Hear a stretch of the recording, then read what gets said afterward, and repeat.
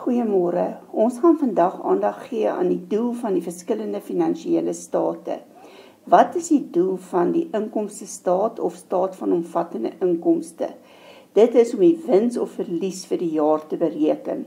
Om dit reg te kry, moet al die inkomstes en uitgawes vir die jaar wat jy ontvang of betaal het, moet in die inkomstestaat aangeteken word en die verskil tussen inkomste en uitgawe bereken sal vir jou sê of jy 'n wins of 'n verlies gemaak het. Die inkomste in die grootmoedrekeninge moet met opgelope inkomste of vooruit ontvang inkomste aangesyfer word aan die einde van die finansiële jaar, sodat die totale inkomste vir die huidige finansiële jaar bereken kan word en net die regte bedrag oorgedra kan word na die finansiële state toe. So as jy 'n inkomste het en ingesluit in daai inkomste is geld vir die volgende jaar, moet dit afgetrek word sodat net die huidige jaar se inkomste getoon sal word. As jy inkomste het en jy het nog nie alles ontvang vir die jaar nie, gaan die opgelope inkomste bygetel word sodat jy die totale bedrag kan toon.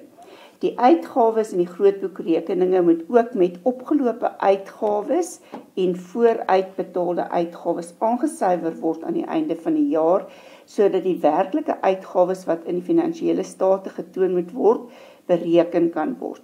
As die uitgawes nie ten volle betaal is nie, daar is nog 'n bedrag wat betaal moet word, moet hierdie opgelope uitgawe by die uitgawe bygetel word in die grootboek om te bepaal wat is die werklike uitgawe vir die jaar. Indien uitgawes hierdie jaar al vooruitbetaal is vir die volgende jaar, dan gaan dit afgetrek word sodat jy net die uitgawes vir die huidige jaar in jou inkomstestaat sal sit. As ons gaan kyk na die doel van die balansstaat. Dit is 'n rekord van bates, ekwiteit en laste. So jy gaan al jou bates en laste se saldos op die laaste dag van die finansiële jaar in jou balansstaat aanteken. En jou bates se totale bedrag moet gelyk wees aan die ekwiteit en laste se totale bedrag.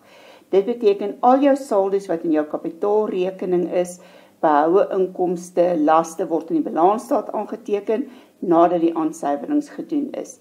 Die finansiële posisie van die besigheid op die laaste dag van die jaar bepaal wat die syfers is wat in jou staat van finansiële posisie aangeteken word. Volgens die rekenkundige vergelyking is bates gelyk aan ekwiteit plus laste. Dit beteken in die balansstaat moet jou totale bates gelyk wees aan jou totale ekwiteit en laste.